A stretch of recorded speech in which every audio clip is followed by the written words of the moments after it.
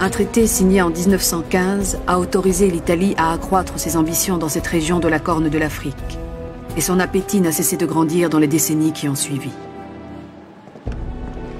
Cet appétit, Mussolini va vouloir le satisfaire avec son projet de l'Africa Orientale Italiana.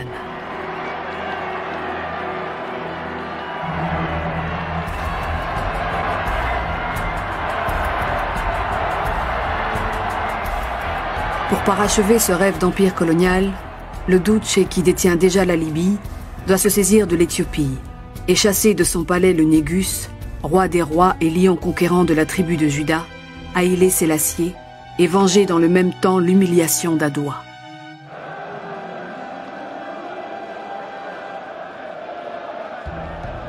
Le Négus se prépare à faire face avec le soutien d'officiers qui lui restent fidèles.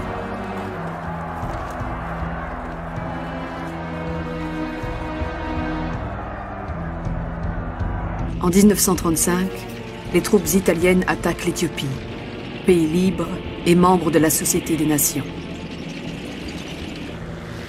Nous suivions jour après jour les événements d'Éthiopie.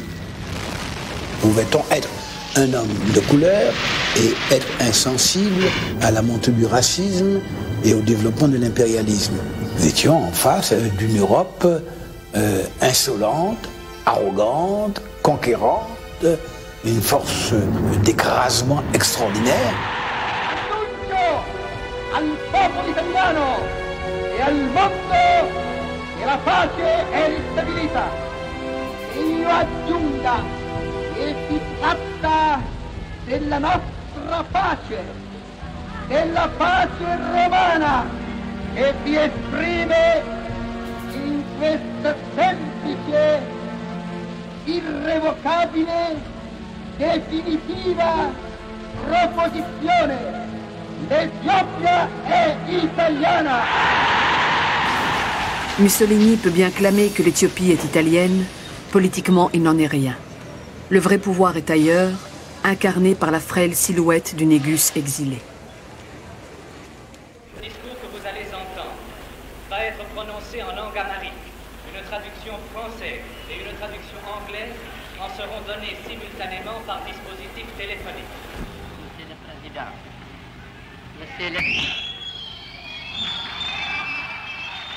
Haïlé Sélassié oppose son calme et sa dignité au sifflet des fascistes. Les Italiens sont les seuls à le huer, les seuls à vouloir l'empêcher de parler. Il parlera.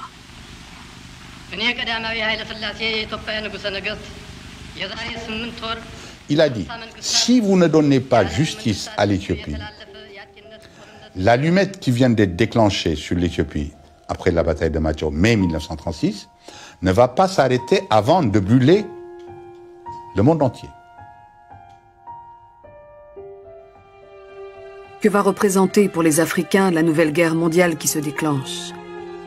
Une guerre de blancs qui ne les regarde en rien mais va se dérouler en partie sur leur sol.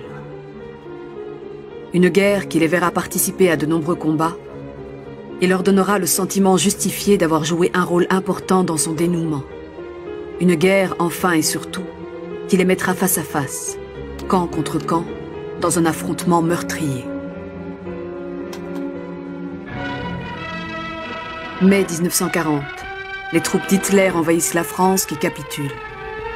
Auch hier wieder die Kulturträger der Grande Nation. Diese fremdrassigen Hilfsvölker rief Frankreich zur Schande Europas ins Land und feierte sie als seine schwarzen Brüder. Des propos déjà entendus lors de l'occupation de la Ruhr en 1923, quand la propagande allemande se déchaînait contre la honte noire de l'armée française.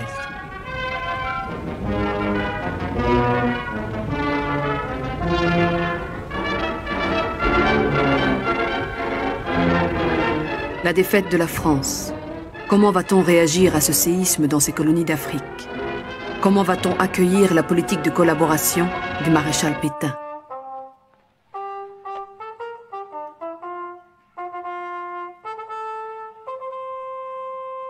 Maréchal Pétain.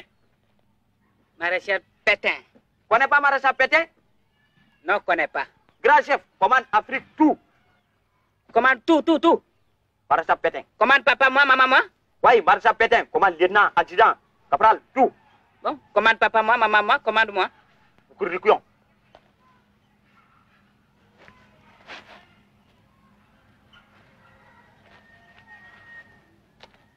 C'est le chef de la France.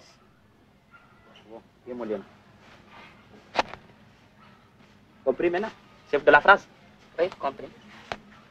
Gouverneur du Tchad, le Guyanais Félix Éboué se rallie à la France libre dès le mois d'août. Ce geste décisif va faire basculer dans les semaines qui suivent la totalité des pays de l'Afrique équatoriale et le Cameroun. Nommé gouverneur général de l'AEF par De Gaulle, Félix Éboué est le premier noir, et qui plus est descendant d'esclaves, à accéder au poste le plus élevé de l'administration coloniale. Jamais les colonies françaises n'avaient eu à jouer un rôle de cette importance. Elles sont, écrit le général de Gaulle, le creuset de la France libre et le point de départ d'une reconquête française de l'Europe. Mais dans l'immédiat, leurs soldats, engagés volontaires ou recrutés de force, se retrouvent opposés des deux côtés de la fracture française.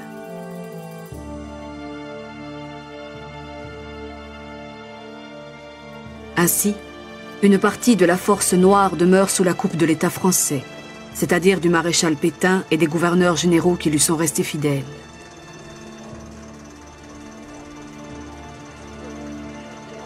Ces hommes seront amenés à combattre leurs frères ralliés à De Gaulle, notamment ceux qui débarquent au Liban en 1941 et se lancent avec le soutien des Britanniques à la reconquête de Damas.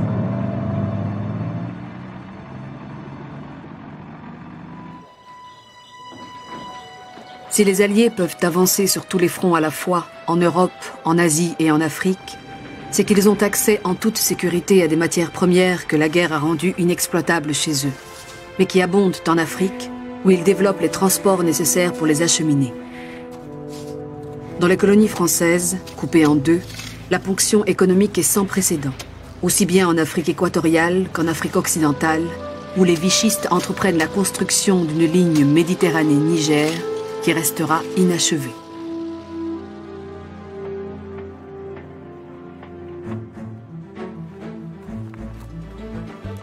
La bataille en Afrique orientale illustre l'intensité de l'affrontement entre troupes noires.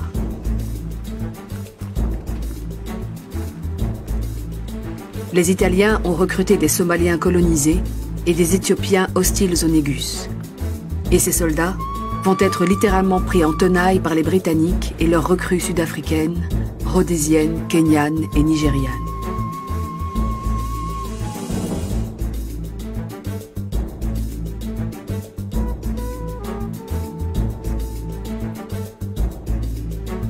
I remember in King's College, Lagos, there were activities there among the secondary school politicized individuals, which were geared towards the termination of colonial imposition on the West African colonies.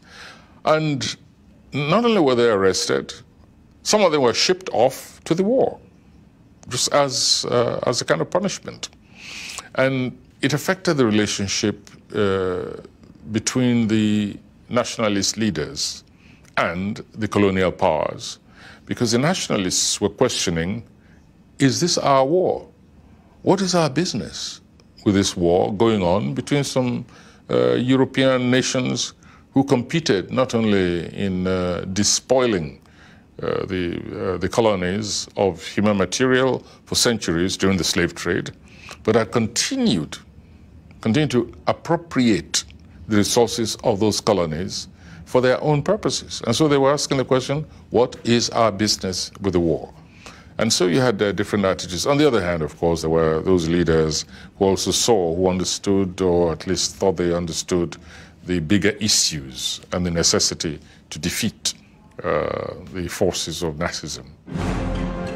La victoire des Britanniques et de leurs soldats noirs permet le retour dans son pays du Négus exilé à Londres depuis 5 ans.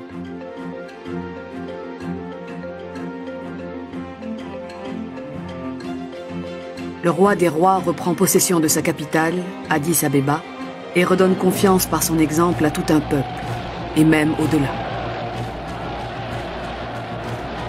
People who sees this throughout the world will realize that even in the 20th century, with faith, courage, and a just cause, David will still beat Goliath. Un an plus tard, les Britanniques, avec les mêmes soldats noirs issus de leur colonie, débarquent à Madagascar. Pour y affronter et pour y vaincre, les forces françaises restaient fidèles à Vichy. Ce n'est pas vraiment cette présence anglaise qui a laissé plus de traces à Madagascar, mais la confrontation entre les tirailleurs français, que les Malgaches appelaient les Sénégalais, et les tirailleurs anglais, qui étaient les Zoulous. Et c'était quelque chose d'assez choquant pour la population malgache de voir des Blancs, en fait, des Anglais et des Français, faire se battre des Noirs. Et de se dire que les Blancs, ils mènent leur guerre à travers les Noirs. Enlève-moi toutes les affiches de Pétain. Colle celle-ci à la place. C'est lui, le nouveau chef de la France. Un général de brigade. 1942. L'Afrique occidentale française entre dans la guerre après son ralliement à la France libre. Un ralliement d'importance pour les troupes coloniales. Ils mettent un terme à leurs affrontements des deux côtés de la fracture française. Sergent, oui? C'est quoi ça? C'est lui, De Gaulle. Le général de brigade. 2 étoiles. C'est le nouveau chef de la France. Lui, 2 étoiles? Oui. Maréchal, combien d'étoiles? 7 étoiles. Et lui commande la France maintenant? Oui.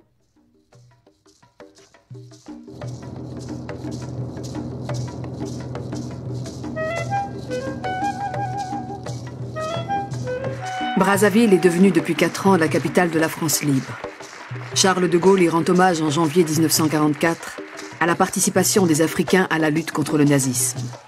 De Gaulle est par ailleurs conscient que ces mêmes Africains ont connu durant la guerre une fraternité des armes qui les a conduits à une réflexion politique plus avancée et qu'il faudra en tenir compte. Ce qui m'a frappé, moi en tout cas, c'était vraiment que les résolutions de Brazzaville aient été prises dans une conférence où il n'y avait aucun représentant délégué par les Africains. S'il y avait des hommes de couleur comme Bouéo, ils étaient en tant que fonctionnaires, en tant que responsables de l'État français. Il n'y avait aucun représentant d'un groupe social ou d'un groupe intellectuel ou des Africains. C'était une conférence pour les Africains, sans les Africains. Porté par le serment que leur avait fait à Koufra en Libye le colonel Leclerc, le serment d'aller avec elle jusqu'à Strasbourg, les troupes françaises noires débarquent en Italie. Puis en Normandie avec la 2e division blindée, et enfin en Provence avec les Alliés.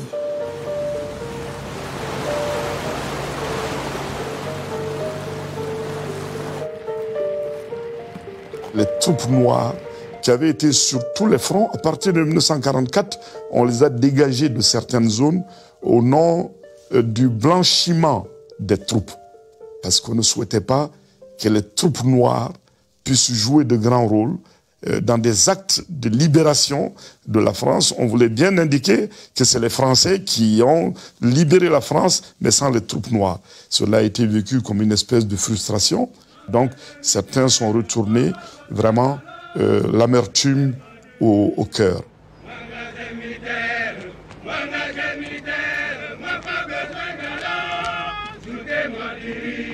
Un drame s'est déroulé à Thiaroye en novembre-décembre 1944 parce que des promesses avaient été faites aux anciens combattants. Ils devaient recevoir des pécules en France. On leur a dit d'aller à Thiaroye et qu'ils les recevraient à Thiaroye. À Thiaroye, ça a été du dilatoire. On négociait, le montant à donner. Vous ne méritez pas ça. Vous n'avez pas pu justifier le temps que vous avez passé au front.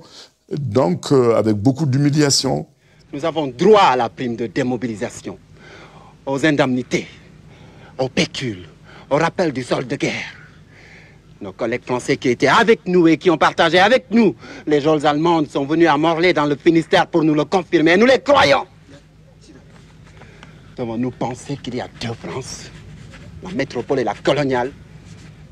Et ce qui devait arriver ou ce qui ne devait pas arriver est arrivé, parce que Un général à l'époque, Dagnan, est venu vers le 26 novembre 1944 à Thiaroye essayer de négocier avec les anciens combattants qui ne voulaient pas quitter Thiaroye, qui ne voulaient pas rejoindre leur territoire avant d'avoir perçu leurs émoluments et leurs droits.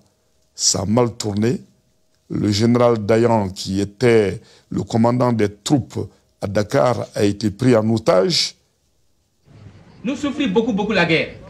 Camp de concentration. Nous mangeons. Cartefoul. Hein? Est-ce que tu comprends mon français? Tu ne comprends pas. Nous vivons beaucoup catastrophes juifs. Alors, tu comprends mon français? La guerre. Hein? Nous vivons beaucoup de cadavres. Ici, tous hommes. Toi, homme. Moi, homme. Lui, homme. Alors, tu comprends rien? Le général leur promet, sur son honneur de soldat, que, bon, s'ils le libèrent, ils seront payés, ils le libèrent, en quoi ils ont été bien naïfs d'ailleurs, et dans la nuit du 30 novembre au 1er décembre 1944,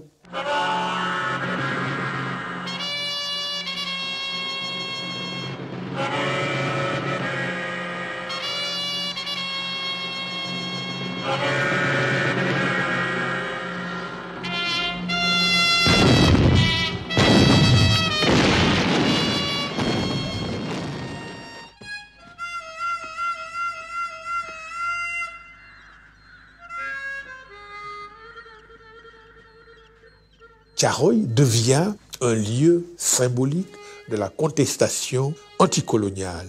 La poésie s'en empare. Il y a un poème très beau de Senghor, ô tirailleur noir couché dans la glace et dans le sang. Est-il vrai que la France n'est plus la France? Est-il vrai que l'ennemi lui a dérobé son visage, etc.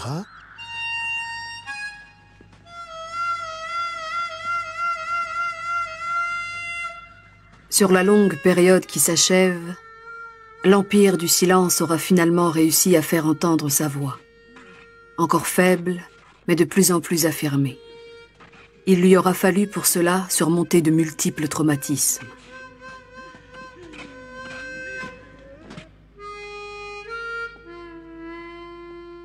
Au crépuscule de l'homme blanc qui se précise, va répondre l'ouragan africain.